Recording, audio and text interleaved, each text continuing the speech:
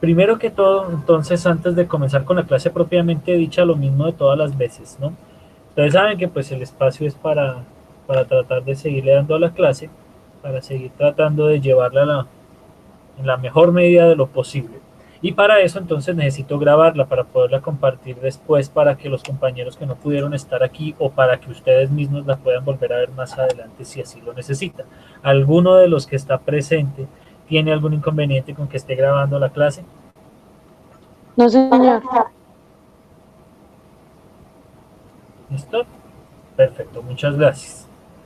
Listo, que igual pues me toca obviamente preguntarles por, por la norma, ¿listo? Pero entonces se los agradezco mucho. Bueno, eh, con la clase de lengua castellana de noveno grado pasa una cosa muy graciosa, que de graciosa no tiene nada, sino que simplemente lo digo así para no llamarlo de una forma más exacta pero menos amable. El caso es que lo que ha pasado es que este es el curso en el que hemos estado recibiendo menos trabajo y menos participación. Vean, por ejemplo, los que estamos presentes en la clase. Solo somos 6 personas de más o menos 41 que debería haber. Y eso 6 personas contándome a mí. Es una situación muy interesante. Eh, Les hago entonces una pregunta. En ese sentido, como de grado noveno son los que más faltaron por entregar trabajos y por asistir a las clases, ¿ha quedado claro cómo es el proceso de nivelación de este primer semestre o alguien tiene alguna pregunta al respecto para salir de ese tema de una vez?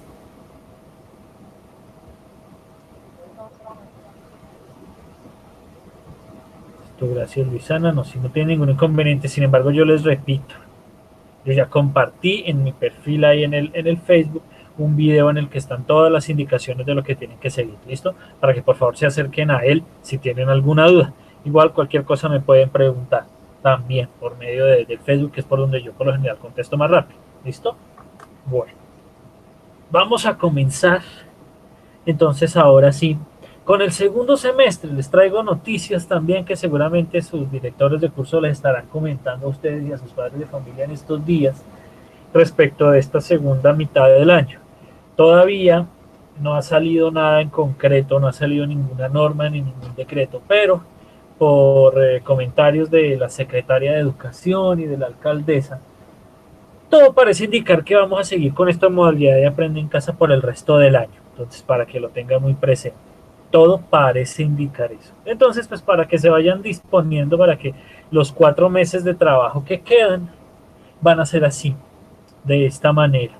¿Listo? De esta manera en la que yo personalmente pues he tratado de esforzarme por explicarles, porque les queden claras las cosas, porque no sea únicamente mandarles un trabajo y que ustedes miren cómo se arregla. ¿Listo? Entonces, tengan eso presente, porque van a necesitar poner de su parte también. La actitud con la que ustedes tomen el ejercicio también va a cambiar mucho cómo se desarrolle. Necesitamos no solo yo, sino todos los profes que ustedes estén dispuestos para estos ejercicios, porque van a seguirse presentando. Así es como se van a realizar las clases muy probablemente, les repito, por el resto del año. Digo muy probablemente, pues porque esa es la indicación que ha estado dando la alcaldía y la Secretaría de Educación. No porque ya esté determinado que haya salido un decreto como tal, sino pues que a eso, en esa dirección van las discusiones hasta ahora. Entonces, para que lo tengan presente, porque para beneficio de todos necesitamos que tengan la mayor disposición y la mejor actitud con este proceso. ¿Listo?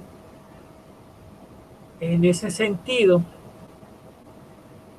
entonces creo que no queda más sino darle inicio a la explicación del nuevo tema y con lo que vamos a comenzar en este segundo semestre. Al igual que durante la primera parte del año, que se sacó una sola nota para primer y segundo periodo, en este segundo semestre también se va a hacer este proceso de una sola nota por el semestre.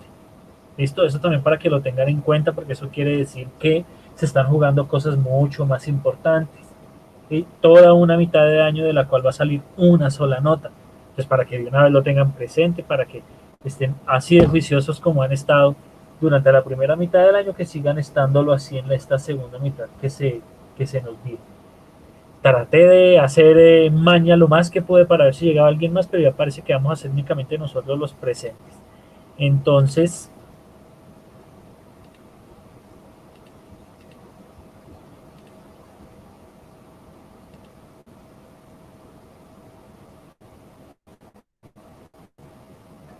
listo. Cuéntenme, ¿están viendo mi pantalla? No, ¿Están viendo la presentación que les estoy compartiendo? no, no. Sí, ¿Sí o no? Sí, listo, vale. Vale, muchísimas gracias. Bueno, entonces, ya como lo ven aquí en la pantalla, vamos a comenzar, perdón, con el tema propiamente dicho. ¿Qué es el tema del romanticismo latinoamericano? La clase de literatura que ustedes saben pues que soy yo, profesor Carlos Equitiba. Ya. ¿Qué vamos a ver en esta clase que va a ser, espero yo, muy cortica y únicamente como de introducción? Bueno, por lo general espero que todas las clases de este segundo semestre van a ser muy corticas. Pero en fin, sigo, no me distraigo. Tres cositas muy simples. Vamos a ver un contexto histórico para recordar dónde nos quedamos antes de vacaciones y pues para ver más o menos de dónde sale el movimiento. Entonces está la segunda parte, los orígenes del movimiento del romanticismo latinoamericano, que son muy importantes. Y este romanticismo latinoamericano se divide como en dos partes, en dos fases diferentes. Vamos a ver hoy las características de la primera fase del romanticismo, para dejarlas de la segunda fase para la próxima clase, les repito, como para que las clases no sean tan largas, para que pues para conveniencia de todos me parece lo mejor. ¿Listo? Vale. ¿En qué nos quedamos la última clase, la última vez que nos vimos hace hijo de 1000 días antes de vacaciones? Nos habíamos quedado en la literatura colonial, en la literatura del barroco latinoamericano, nos habíamos quedado en que pues estaban las colonias de los europeos aquí en América, en el virreinato de Nueva España, que es lo que conocemos como México, que es lo que está por este lado de acá, y en el de la Nueva Granada, que es lo que conocemos hoy como Colombia, Venezuela, una parte de Perú, en Ecuador, y así, varias partes de acá. Y el virreinato del Perú, que pues como su nombre lo indica, lo que hoy se conoce como Perú, y también algunas partes de Chile y unas partes del Río de la Plata en Argentina y en Uruguay y todas estas partes. Estábamos viendo eso, de cómo era la influencia del arte español, cómo lo único que se estaba haciendo era copiarse del arte eh, para ponerlo así en Latinoamérica. Era únicamente una copia, habíamos visto la última clase las características del barroco, que era muy exagerado, etcétera, etcétera. Bueno, llegamos entonces a finales del siglo XVIII, es decir, 1780, 1790, y empiezan los movimientos nacionalistas y los movimientos patrióticos en muchísimas partes de estas colonias europeas en América Latina. Entonces empiezan, por ejemplo, en 1776, la independencia de los Estados Unidos de América. Es un elemento muy importante para empezar a propiciar los movimientos independentistas del resto del continente. También aquí en Europa empieza la Revolución Francesa, la invasión posteriormente a la Revolución Francesa, la invasión de Napoleón, las guerras napoleónicas, que Napoleón se mete prácticamente en todos los países de Europa, de aquí, de esta parte de la Europa occidental. Y esto también pues mueve toda una serie de ideales que ya ahorita los vamos a mencionar. Y empiezan entonces los movimientos independentistas. Esto aquí en esta parte, digamos, de Latinoamérica. No hablamos de Estados Unidos porque no es Latinoamérica, sino aquí abajo desde México hasta abajo, hasta Argentina y hasta Chile. Eh, Empiezan los gritos de independencia, que por ejemplo el día de ayer se celebró el grito de independencia aquí en Colombia, desde 1810.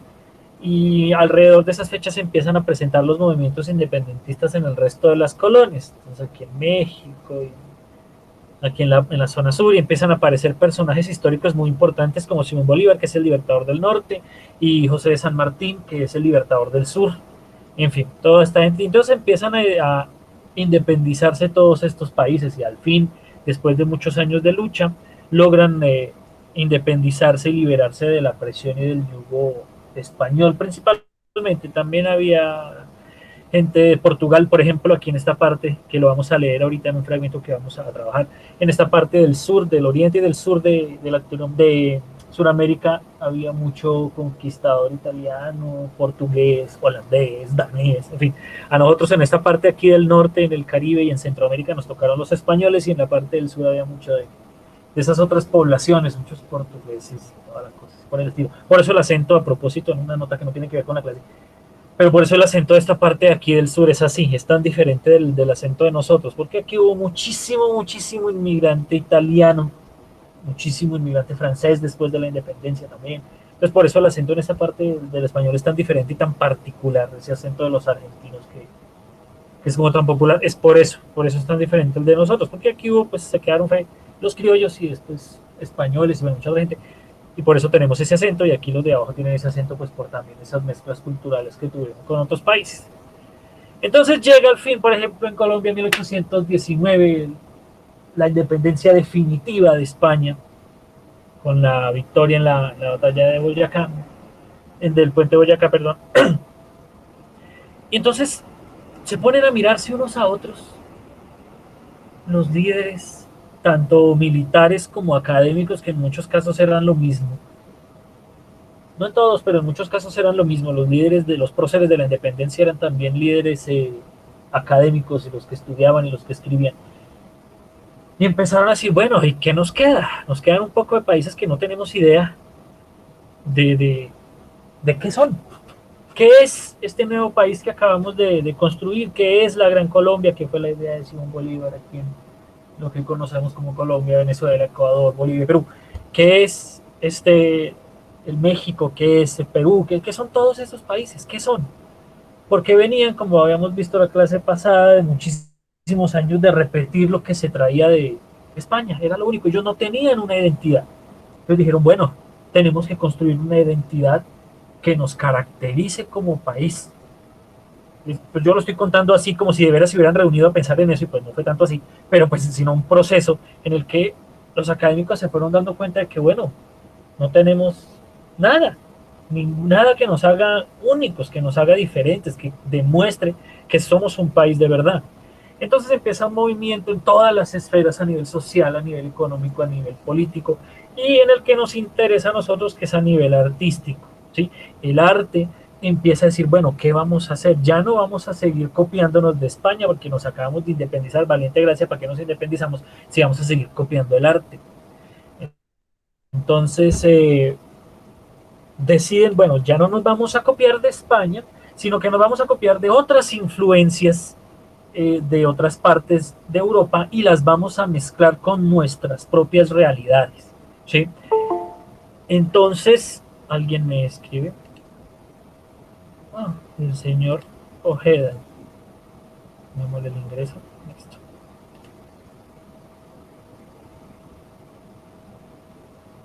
Listo, les decía, empiezan a tomar entonces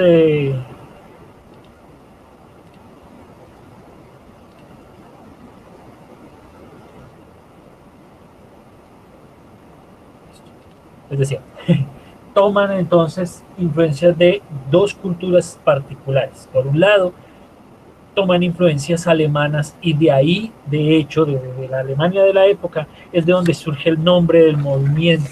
El romanticismo, históricamente hablando, nace en Alemania. Y entonces todos estos intelectuales que fueron educados, que fueron a estudiar allá a Europa, traen esas influencias alemanas aquí. Particularmente, de pronto no copian textualmente el romanticismo alemán, sino que traen un concepto particular que es el que está aquí, que es el concepto del individualismo. ¿Sí? La importancia del sujeto, la importancia del individuo, luego de que durante muchos años el personaje principal de la literatura fuera Dios, o fueran aspectos religiosos, o que la religión y la iglesia controlaran mucho las producciones artísticas. Este nuevo movimiento toma del romanticismo alemán la idea de que lo importante, de que el personaje principal del movimiento es el individuo, es el sujeto, ya no la comunidad, ya no el mundo, ya no el cielo, las almas, etcétera. No, lo importante es el individuo. ¿Sí? Y esta idea la toman del romanticismo alemán. El personaje entonces es el individuo, el yo. ¿Listo? Eso lo toman de Alemania. Está la banderita de Alemania. De Francia, bueno, Francia es probablemente la influencia más grande que tuvo los movimientos independentistas en América Latina, porque a través de la Revolución Francesa y de la publicación de los derechos del hombre, sale una serie de movimientos revolucionarios liderados por estas tres palabritas en francés que están aquí abajo: liberté, égalité, fraternité, que como ustedes son amplios dominadores de muchísimas lenguas, dentro de ellas el francés, saben perfectamente que quiere decir libertad, igualdad y fraternidad. ¿Listo? Ese era como el eslogan que movió la Revolución Francesa y el eslogan que movió la nueva cultura europea durante muchísimos años, y que los latinoamericanos heredamos o apropiamos esa influencia acá. Entonces se empieza a mezclar esa importancia del individuo y esa importancia también de la libertad, la igualdad y la fraternidad. Eso movió muchísimas cosas.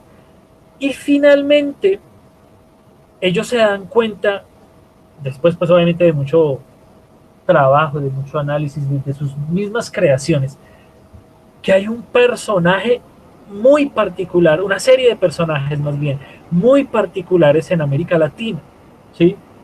Que es el personaje del criollo, ¿sí? El criollo no únicamente como el hijo de españoles nacido en una colonia latinoamérica, de América, en América Latina, no necesariamente solo eso, sino como un personaje autóctono. De aquí viene, digamos, nuestra acepción, nuestra definición más tradicional de criollo, ¿sí? Cuando uno habla de criollo, normalmente uno habla pues de algo que es tradicional, de algo que hace parte de la cultura, ¿sí? De acá viene esa definición de ese algo criollo. Ahí en la imagen, por ejemplo, este de acá es Martín Fierro, que es un gaucho, el criollo de los argentinos, es toda esta parte del cono sur, Argentina, Chile, Uruguay, Paraguay, todo esto, es el gaucho. Este personaje que ven ustedes acá con esta manera muy particular de vestirse, es un personaje muy latinoamericano, es un personaje muy típico de la Argentina, el gaucho. De aquí también, de esta revolución, digamos, que fue el romanticismo relacionado con la independencia. Entonces salen las imágenes del rebelde mexicano con el sombrero, pues no el sombrero de charro, sino ese sombrero de paja así de punta, y que anda con su poncho y toda la cosa, como el paisano, digamos, dijéramos. Ese también es un criollo. Empiezan a aparecer estos personajes que son típicos de estos nuevos países. Ese es el origen, uno de los últimos orígenes de este movimiento del romanticismo, que es diseñado a partir de estos personajes muy, muy autóctonos, que tristemente nosotros en Colombia no tenemos. Nosotros en Colombia no tenemos una imagen de un criollo autóctono tal cual como lo tienen de pronto en el cono sur o en la zona de Centroamérica, en México. Nosotros vendríamos muchos años después a crear la imagen del campesino, del centro, o la imagen del arriero y cosas por el estilo, pero eso vendría al menos 100 años después. Nosotros nunca tuvimos un personaje auténtico que pudiéramos decir colombiano, este personaje, así como los argentinos hablan del Martín Fierro, por ejemplo, que es muy autóctono para ellos. Entonces ellos mezclan todo esto y salen, me voy a devolver acá. Están viendo esta portada de este cuento que tengo acá, que les estoy mostrando.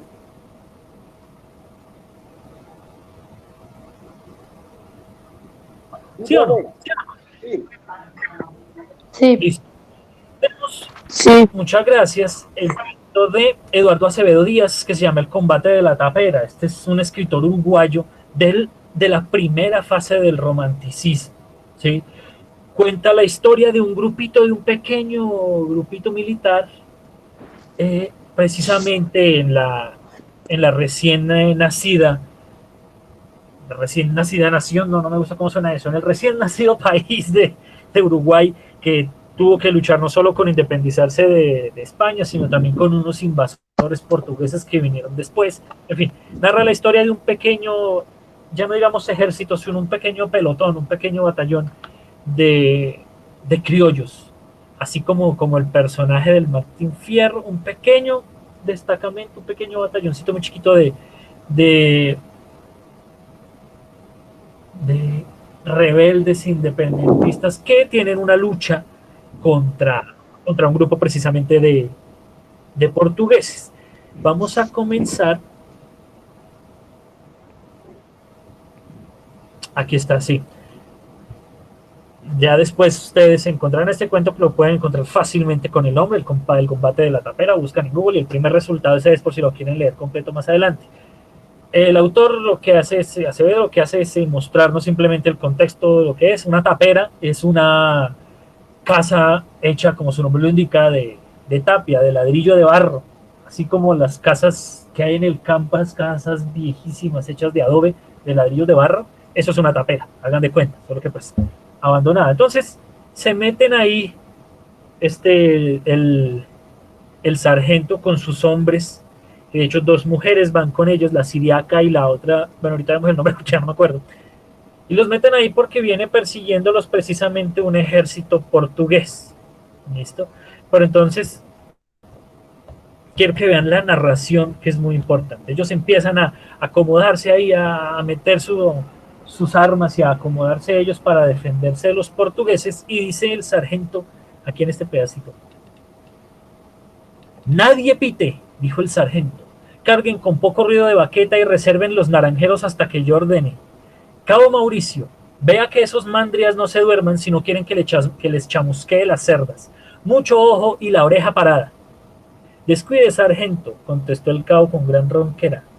No hace falta la advertencia que aquí hay más corazón que garganta de sapo.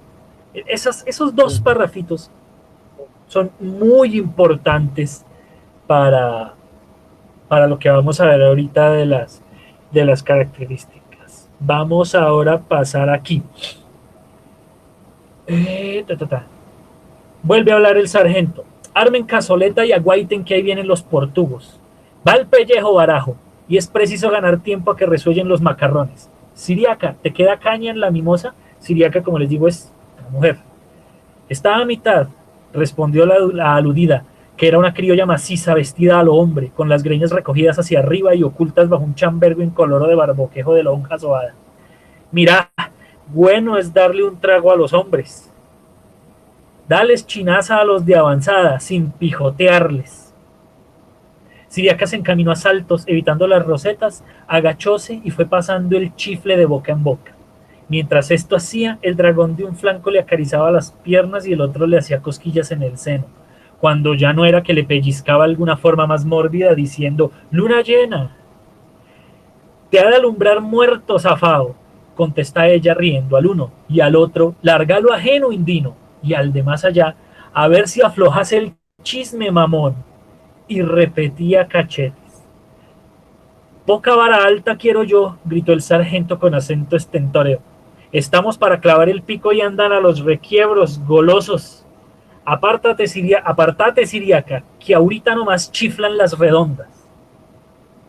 Nomás en estos fragmentos hay, o sea, la mitad de las palabras son de una definición desconocida, me imagino. ¿Qué carajos quiere decir, por ejemplo, una roseta o el chifle? ¿Qué carajos es el chifle? ¿Sí? ¿Qué carajo quiere decir la siriaca cuando dice indino? Cosas por el estilo. Estas expresiones me parecen preciosas. Estamos para clavar el pico. Es una expresión muy tradicional y todo esto hace parte de la primera fase del romanticismo. Vamos a adelantar un poquito más adelante. Empieza entonces, bueno, termina aquí esta primera parte y empieza la balacera, empieza el tiroteo de los portugueses contra los rebeldes. Y dice: en medio de aquel tiroteo, Siriaca se lanzó fuera con un atado de cartuchos en busca de Mauricio. Cruzó el corto espacio que separaba a este de la tapera en 4 manos entre silbidos siniestros. Los tiradores se revolvían en los pastos como culebras, en constante ejercicio de baquetas. Uno estaba inmóvil, boca abajo. La china le tiró de la melena y notó la inundada de un líquido caliente. «Mirá», exclamó. le ha dado en el testuz.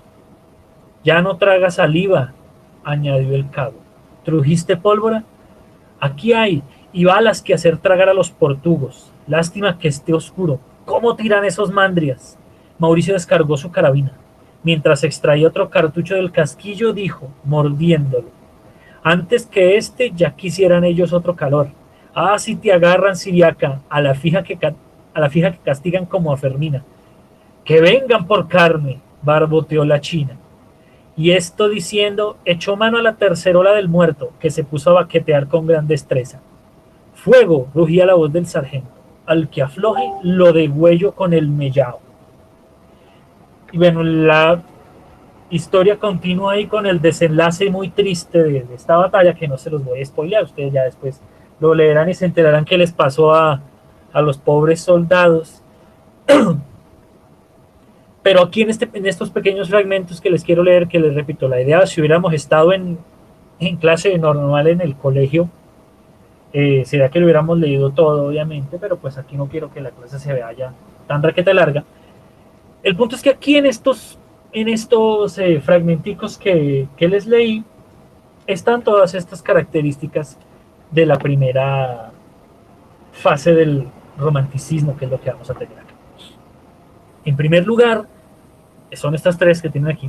En primer lugar, tenemos que esta primera fase del romanticismo es muy nacionalista y es muy patriota. La inmensa mayoría de los textos que se escribieron en la época, alguien dice algo. Bonitas las horas. Bueno, les decía, gran parte de los textos que se escribieron en el romanticismo durante esta primera época eran más o menos todos del mismo tema que el del combate de la tapera. La gran mayoría de esos textos eran de personajes defendiendo su patria, defendiendo esta nueva nación que acababa de ser liberada, que acababa de ser independiente, ¿sí? Entonces la gran mayoría de las historias cuentan es eso, luchas, enfrentamientos bélicos, combates, cosas por el estilo, todos por la defensa de la patria, todos por la defensa de ese nuevo país. Entonces, esa primera fase del romanticismo en cuanto al tema se caracteriza por eso, que es un tema nacionalista, es un tema patriótico, ¿sí? ¿Cómo lo ven ahí? ¿Listo? Eso en cuanto al tema. En cuanto al contenido, tenemos la segunda característica, que tiene que ver con que los personajes siempre son valientes, siempre son heroicos, ¿sí? Durante esta época se manejó muchísimo, de esta primera fase, el cuento y la poesía, porque en estos formatos era que se podía hacer mayor énfasis a todo esto, a este heroísmo y a la valentía de los personajes, que de pronto en una novela era más difícil de manejar, ¿sí? Entonces en esta primera fase del romanticismo había mucho cuento y mucha poesía, porque en eso se podían contar historias muy corticas como la del combate de la tapera, o como la poesía de... Ay, se me olvidó justo ahora el nombre. En fin, no me acuerdo. Mucha poesía, en fin, que narraba precisamente eso. Hazañas de personajes muy heroicos y muy valientes. Vean, por ejemplo, les mostraba yo en el último fragmento, la Siriaca va a ayudar en medio de la plomacera más horrible en la que estaban, que una balacera horrible. Va con los cartuchos para recargar las armas de los soldados y sin miedo se bota hacia la otra. Y ¿cómo es que se llama? Mauricio le dice, donde la agarren, cuando le dice, antes que este ya quisieran ellos otro calor. Eso es una referencia a que otro calor quieren ellos. Sí, ese calor, donde la agarren, ellos no la van a matar, no la van a torturar, sino que la van a usar para lo que ustedes ya saben. Eso es lo que está diciendo Mauricio, ¿sí? Y sin embargo, ante ese prospecto tan horrible de que la van probablemente a violar o utilizar en muchísimos sentidos, Siriaca no tiene miedo. Ella dice, como está, aquí está la expresión, que vengan por carne. Y entonces no solo dice que, pues que se atrevan a ver si es que van a venir, si son muy machos, no solo eso, sino que además cuando habla de echó mano a la tercerola del muerto que se puso a baquetear con gran destreza, quiere decir que el mancito que estaba muerto ahí, al lado de ella, agarró el arma que tenía el muerto y empezó a echar tiros también. No es solo hablar de decir, ay, bueno, pues que vengan a ver si son tan machos, sino que además la Siríaca es un personaje tan valiente que agarra el arma del muerto y empieza a echar plomo también, ¿sí? Porque esa es una constante. Todos los personajes de esta primera fase del romanticismo son heroicos y son valientes, ¿sí? Esto es herencia de esos procesos de independencia, ¿sí? Muchísima gente muy importante murió en las guerras de independencia de todas las colonias latinoamericanas. Entonces eso es una herencia de cómo al principio se escribieron muchos discursos de toda esta gente que murió. La literatura de independencia no quise abordarla este año, pues porque es más de lo mismo. Pero entonces hay muchos discursos a los muertos y hay muchos discursos de Simón Bolívar. Ustedes se acordarán tal vez del año pasado que leímos discursos de Simón Bolívar. Había mucho de eso. Esto fue evolucionando en textos como el que está acá, como el del combate de la tapera, donde ya no es un personaje dando un discurso invitando a los demás o recordando a los muertos, sino no, es un personaje tal cual siendo muy valiente. ¿Listo? Esa es la segunda característica más importante.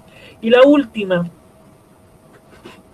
que hace mucha referencia a la forma también a la forma y al vocabulario, bueno, y a muchas partes de esta primera fase del romanticismo y que se va a mantener más o menos en la segunda, es que hay un énfasis en la cultura y en la tradición nacional.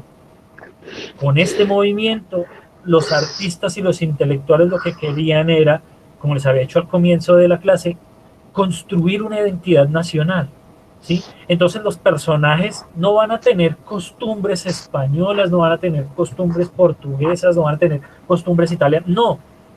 Los personajes tienen una cultura muy tradicional de los países, ¿sí? Vean, por ejemplo, la manera en la que está vestida la siriaca. Aquí en la parte del texto dice, la aludida, que era una criolla maciza, vestida a lo hombre, con las greñas recogidas hacia arriba y ocultas bajo un chambergo incoloro de barboquejo de lonja sobada. Eso es una referencia a la vestimenta tradicional de la región, ¿sí? Lo que hace el autor al describir cómo está vestida la siriaca es precisamente eso, hacer una referencia a las tradiciones, a los vestidos tradicionales de la época. Y eso se ve todo el tiempo. Lo mismo, aquí el sargento, cuando aparece por primera vez la siriaca, le pregunta, ¿te queda caña en la mimosa? Lo que quiere decir, lo que le está preguntando es que si tiene trago. Una especie de trago muy particular, a eso se refiere con la caña, ¿sí? Y entonces la siriaca va y les reparte un poquito de ese trago a todos los hombres. Aquí lo dice, mira, bueno es darle un trago a los hombres. Eso hace parte también de las tradiciones. No es simplemente ahí por ponerlo como porque sí. Sino que el autor quiere hacer algo así, sí señor, puede no decir, no sé exactamente qué sea, pero tiene que ser alguna especie de licor fermentado como la chicha. Pero ese ejemplo, ese ejemplo de la chicha, por ejemplo, funciona muy bien, porque aparecen muchas historias, ¿sí? Sobre todo aquí en las que suceden en Colombia, porque es una bebida muy tradicional de aquí de Colombia, pero aparece mucho, ¿sí? Entonces las tradiciones en lo que uno bebe o en lo que uno come aparecen mucho en esta primera fase, bueno, de hecho aparecen en ambas fases. Yo creo que es la única característica que se mantiene en las dos. Y la más obvia, y que es la que más se mantiene, que duró muchísimos años esta característica porque pasó del romanticismo, pasó al realismo, luego pasó por el naturalismo y hasta el costumbrismo, duró muchísimos años. Es una costumbre que habíamos trabajado el año pasado, que es la costumbre de utilizar el vocabulario coloquial, de escribir tal cual como la gente habla, ¿sí? Este primer fragmento, este que estoy subrayando aquí en la parte de arriba, ¿sí? Es un ejemplo, bueno, de hecho todo el cuento es un ejemplo de eso, pero me gusta ese fragmento porque lo tengo ahí cerca. Armen cazoleta y aguaiten que ahí vienen los portugos. ¿Sí? Ni una sola palabra de esa expresión es formal, toda es 100% coloquial, tanto así que nosotros, como no somos de la zona, no somos de la región, de allá de Uruguay, no entendemos un carajo qué quiere decir armen cazoleta y aguaiten, porque es una expresión muy tradicional, así habla la gente de allá, ¿sí? Y eso se ve en todas las producciones escritas, particularmente en los cuentos de la primera fase del romanticismo. ¿Sí ven? La manera de decirle, no vienen los portugueses, no, vienen los portugos. ¿Sí?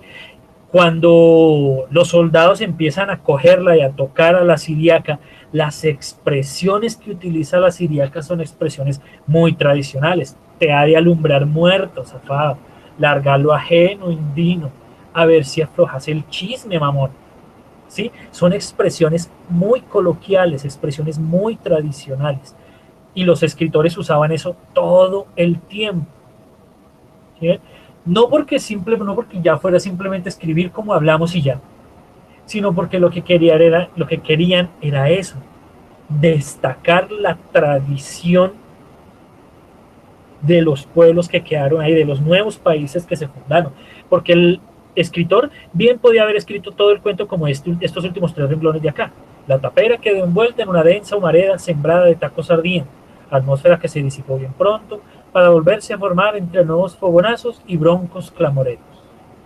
Esto es formalmente muy bien escrito, pero ¿cuál es el problema? Así hablan y así escriben los españoles, la gente que vino y nos impuso su idioma, ¿sí?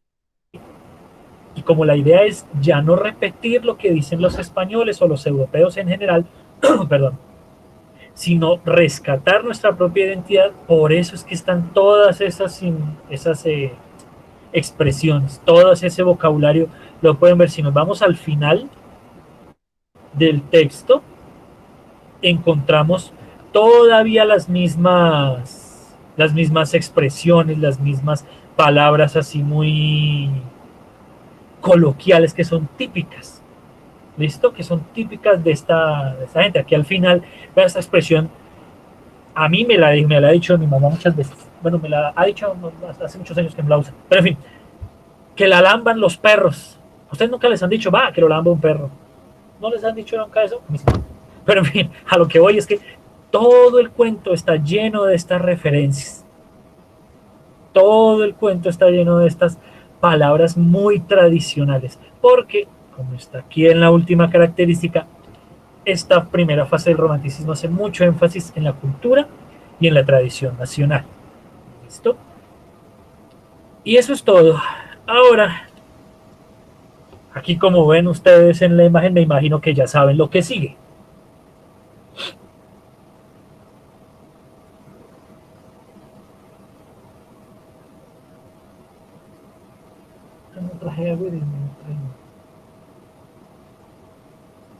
Así como la cara que está haciendo esta imagen es la cara que van a poner ustedes, porque lo que sigue es obviamente la tarea. ¿Listo? Ahorita les voy a explicar una cosa muy importante para evitar inconvenientes. Aquí hay un montón de texto que lo podrán leer más adelante, yo se los voy a resumir, lo dejo aquí para que quede en el video, para que lo puedan ustedes leer más adelante. Yo se los resumo. La literatura del romanticismo parte de elementos de identidad que merecen ser defendidos, que merecen ser rescatados, ¿sí? Entonces, ¿qué es lo que quiero que ustedes hagan? Ustedes se van a sentar y van a pensar qué costumbres de ustedes, de su familia o de su comunidad merecen ser defendidas, que son muy importantes y son de una identidad muy fuerte, que ustedes dicen, pucha, esto hay que defenderlo, esta tradición hay que defenderla. ¿Y por qué merece ser defendida? Les pongo yo aquí 2 ejemplos. Para mí, la tradición de tomar tinto a todas horas es algo que hace parte de la identidad de mi familia. Es cierto, nosotros tomamos tinto a toda hora, a la mañana, a la tarde, antes de acostarnos, siempre. Y me parece que debe ser defendido porque tomar tinto a todas horas hace parte de lo que nos une como familia. ¿Sí ven? Es cualquier tradición. Puede ser de ustedes, de su familia, o de su barrio, o de la cuadra, qué sé yo, cualquier tradición que tengan que ustedes crean que es muy importante y que merece ser defendida, que vale la pena cuidarla. Les pongo otro ejemplo. Digamos, este primer ejemplo era de mi familia. Otra costumbre que hace parte de la identidad de mi comunidad es la costumbre de ponerle apodos a todo mundo. Esta costumbre merece ser defendida porque apodar a todo mundo nos permite acercarnos entre nosotros y convertirnos en una comunidad unida y fuerte. No tiene que ser necesariamente tradiciones religiosas. Vean, por ejemplo, esta. la maña, la costumbre de que a todo el mundo se le tiene un apodo, de que a nadie se lo llama por el nombre, a todo el mundo se lo llama por el apodo. Esa es una costumbre y no es religiosa necesariamente de reunirnos como familia el 24 de diciembre, ir a misa en Semana Santa. No, no tiene necesariamente que ser eso. Puede ser eso, pero no tiene obligatoriamente. Puede ser cualquier costumbre, cualquier hábito o cualquier tradición que tengan. 5 mínimo, que ustedes digan, esto merece ser defendido, vale la pena, hay que defenderlo, no puede desaparecer. ¿Y por qué? 5 cositas y porque vean que son 3 rengloncitos nomás, tampoco necesito que me cuenten, mejor dicho, la historia de su familia, mejor dicho, hasta Adán y Eva, no, 3 rengloncitos. Esta tradición me parece que es importante por esto, esto y esto, nada más, es muy simple, este es el primer punto. El segundo punto es relacionado con el primero. Una vez escriban ustedes esos 5 elementos, se van a imaginar, vean como dice aquí en mayúscula, imagine, que llega otra gente de otro país, o de otro pueblo, de otro barrio, de otra ciudad, de donde sea, y se pasa a vivir ahí al lado de ustedes y los obliga, o los quieren obligar a la fuerza, a abandonar esas tradiciones. Llega un aparecido cualquiera por allá de otro lado y entonces los ve a ustedes, qué sé yo, jugando micro en la calle, por poner un ejemplo cualquiera. Y les dice, no, ¿cómo así que jugar micro en la calle? Eso es una tradición malísima, esa vaina es de salvajes, para eso están las canchas, eso es de ñer, no sé, así alguna vaina se va a quejar. Se imaginan que eso pasa. ¿Y qué van a hacer? Un breve discurso, un parrafito, es decir, mínimo 5 renglones, máximo 10, nada muy largo. No es, mejor dicho, la carta de Jamaica de Simón Bolívar que tiene como 42 páginas, no, un parrafito en el que invite a defender esas tradiciones.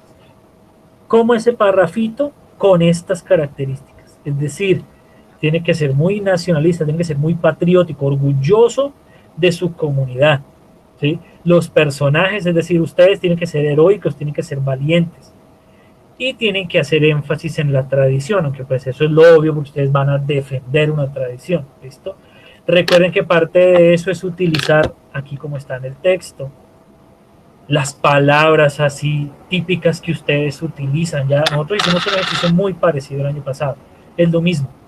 Así como este escritor como Acevedo utiliza palabras tradicionales del Uruguay de la época, ustedes en este discursito de un párrafo utilizan palabras típicas de ustedes. ¿Listo? No van a hablar así de manera muy formal, sino no, muy coloquial. ¿Sí? Entonces ya no van a decir ciudadanos, no, sino mi gente. Así, tal cual, como hablan ustedes utilizando el lenguaje coloquial. ¿Listo? Un párrafito en el que inviten a defender esa tradición. ¿Listo? A defender esas tradiciones que este invasor les quiere acabar. ¿Listo?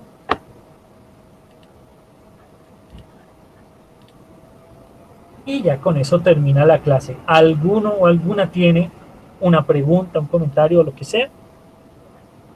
Profe, es que no entendí el primer punto de la tarea. Vale. Vas a pensar, te sientas tú, juiciosa en tu casa, a reflexionar acerca de las tradiciones o los hábitos o las costumbres o las mañas que tienen en tu casa, por poner un ejemplo. Entonces digamos, no, que en la casa tenemos la costumbre de que el fin de semana, sábados y domingos, siempre nos levantamos al mediodía. Esa es una costumbre que tenemos. Esa es la costumbre. Entonces, tú dices, esa costumbre a mí me parece muy importante. Esa tradición a mí me parece muy valiosa, me parece que vale la pena defenderse, ¿sí? Porque es nuestro derecho a descansar el fin de semana. O el derecho que tenemos a que el fin de semana nosotros nos levantamos al mediodía. ¿Sí? Eso es todo lo que tienes que hacer, mínimo 5 veces. Pensar en qué hábitos tienen, qué costumbres tienen, qué mañas tienen. O sea, profe, tengo que escribir 5 tradiciones de acá en mi casa. Puede ser de tu casa, puede ser tuyas personalmente, solo de Estefanía, puede ser de la cuadra, de que la gente de la cuadra tiene una costumbre, o puede ser del barrio, cualquiera, ¿listo? Entonces, de cualquier lado, pero que sean tradiciones o costumbres. Sí, que a ti te parezca que deban ser, que sean importantes, que vale la pena Y el cuidar. segundo es, Nosotros y no el tenemos segundo que usar. punto es, Uno a la vez. Estefanía y ahorita el señor Forero, ¿listo? Porque no les y entendí el segundo nada. punto es como que escribir defendiendo las costumbres.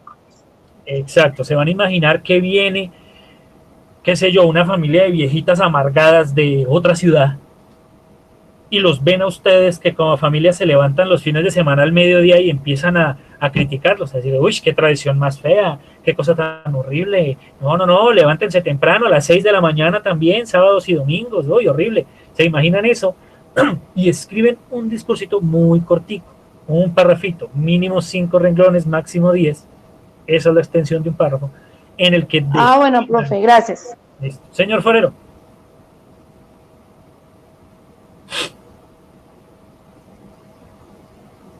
¿Iba a decir algo, señor Forero, o ya no?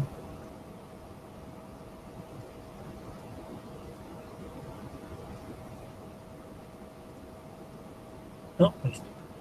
¿Alguna otra pregunta? Profe, ¿y el plazo? Eso les voy a mostrar en este momento. Gracias. Présteme mucha atención, porque no quiero volver a contestar esta pregunta porque me tiene cabezón, me tiene harto contestar esta pregunta. Entonces presten atención, por favor. Ustedes que me están viendo en vivo y los que van a ver este video más tarde, mucha atención, por favor, que donde yo tenga que contestar esta pregunta otra vez, no les recibo la tarea. Voy a volver a mostrarles mi pantalla.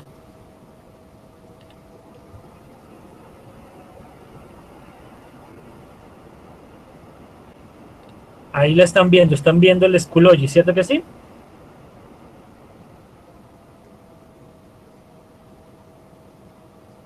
Sí, señor. Listo. La voy a poner, aquí la pongo en noveno A, ahorita la pongo en noveno A. Aquí voy a poner únicamente el espacio para subir la tarea.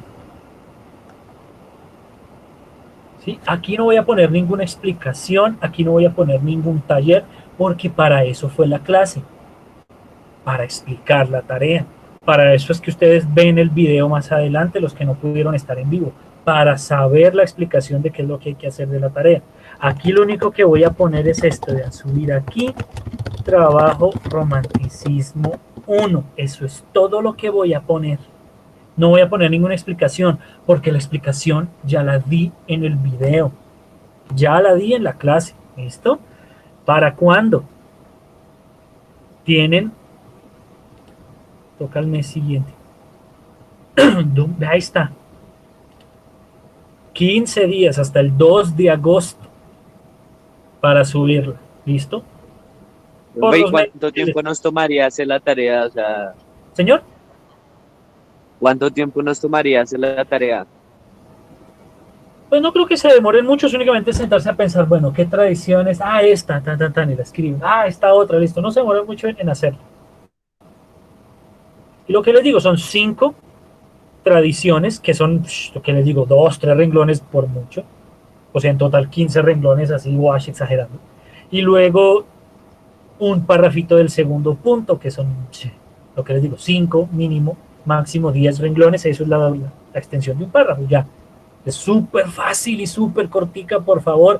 Les repito, este curso es el que menos entrega trabajos. Eso es peligroso. Y lo que les digo, esta segunda parte del año es lo mismo, un solo semestre, no es tercer y cuarto periodo, es un solo semestre.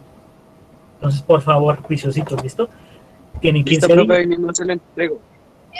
Perfecto, no hay ningún inconveniente. Si lo entregan de una vez hoy, severo. Perfecto, excelente. ¿Listo? Ahí está.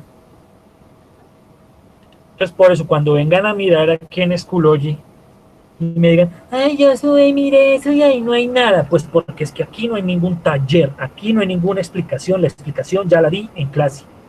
Porque es que estoy seguro que me van a venir a escribir, profe, yo miré en Schoology y ahí dice nomás trabajo romanticismo 1, pero no hay nada. Es cierto, no hay nada, porque si aquí es solo para subirlo. ¿Listo? Por favor. Aquí en esta misma carpeta, pues todavía no lo puedo hacer porque el video todavía se está grabando, pero aquí voy a subir este mismo video, el video de esta clase lo voy a subir acá. Video Romanticismo 1, para que lo vean también. Y también lo voy a subir al grupo de Facebook para que no tengan excusa. ¿Listo? Voy a pasarlo de una vez a la carpeta. Puedo mover aquí al otro noveno para que quede en noveno B también de una vez. ¿Ven? Y queda el tercer periodo, por eso está entre comillas tercer periodo, porque pues, es solo un semestre, no hay tercer y cuarto periodo, sino un semestre. Pero listo, 2 de agosto en noveno B también. Listo, ya quedó copiado, ya están los 2 novenos. Cuando lo puedan subir de aquí al 2 de agosto, perfecto, ¿listo? Otra cosa, me voy a devolver para que la revisen los que tengan que recuperar y todos en general. Muchos de ustedes me dijeron, profe, yo entregué todo y de todos modos perdí. O profe, a nosotros cómo nos fue, qué nota tenemos. Eso está aquí en la plataforma, ¿listo? Vean, por ejemplo, hablamos. Este no está calificado porque aquí dice tarde, por eso no está calificado. Pero veamos este que es el único que está, no me interesa, es el único de los dos que están entregados a tiempo. Aquí está la nota. Yo les hago acá la corrección, muy bien trabajo. Ahí el mío. En clase. Ahí está. Revisen por favor la plataforma. Ahí están sus notas. Y ahí van a estar también las de este segundo semestre. Yo siempre les hago ahí su comentario y ahí les subo la nota. Sí, eso es para que revisen su nota, para que sepan de dónde salió la nota del primer semestre y también para que lo tengan presente porque yo siempre hago lo mismo. Entonces, cuando ustedes suban, yo el 2 de agosto entraré a la plataforma, revisaré qué fue lo que entregaron y ahí les pongo su comentario y su nota para que vayan sabiendo. ¿Listo? Listo. ¿Alguna otra pregunta o algún otro comentario? Por favor, No, señor. En la plataforma, por favor, a ver que me están comentando que lo mandan por Messenger, por la plataforma, porque me queda muchísimo más fácil de corregir y de calificar y de leer y todo. En el peor de los casos, que no he dicho ya no pude, por el correo institucional. afiquitivacarlos@colegiofanimique.edu.co, pero no en la plataforma, por favor, trabajos en la plataforma. ¿Listo? Listo, sí, señor. No siendo más, entonces les agradezco mucho por haber venido en un tema personal que no tiene que ver mucho con la clase, pero que es muy importante. Por favor, yo sé que llevamos 4 meses encerrados, pero este es el peor momento para estar saliendo. Por favor, ¿sí? Evítenlo, por favor. ¿Listo? Hay que cuidarnos mucho para podernos encontrar otra vez. ¿Listo? Entonces, por favor, eviten salir en la mayor medida. Si les toca obligatoriamente, y obligatoriamente es una cosa de fuerza mayor, no es que porque, es que mi novia tiene casa sola, eso es una urgencia. No, eso no es una urgencia. Por favor, ¿no? Solo cuando sea una urgencia. ¿Listo? Y si les toca, su tapabocas. Si tienen su alcohol, por favor. Si no, hagan una mezclita, 2 partes de agua por 1 parte de cloro, y con eso también les sirve para desinfectarse. Por favor, ténganse mucho cuidado, cuiden mucho a sus familias, ¿listo? Y entonces nos estaremos viendo la próxima clase, que es en 15 días. Yo les estaré avisando y compartiendo el link como siempre, ¿listo? Cuídense mucho, que estén muy bien. Por favor, los que no puedan por la plataforma, a mi correo institucional, ¿listo? Yo no recibo otra voz, sino plataforma o correo institucional, por favor, ¿listo? Que estén muy bien. Bueno, entonces. profe, Muchos abrazos. chao. Hasta luego.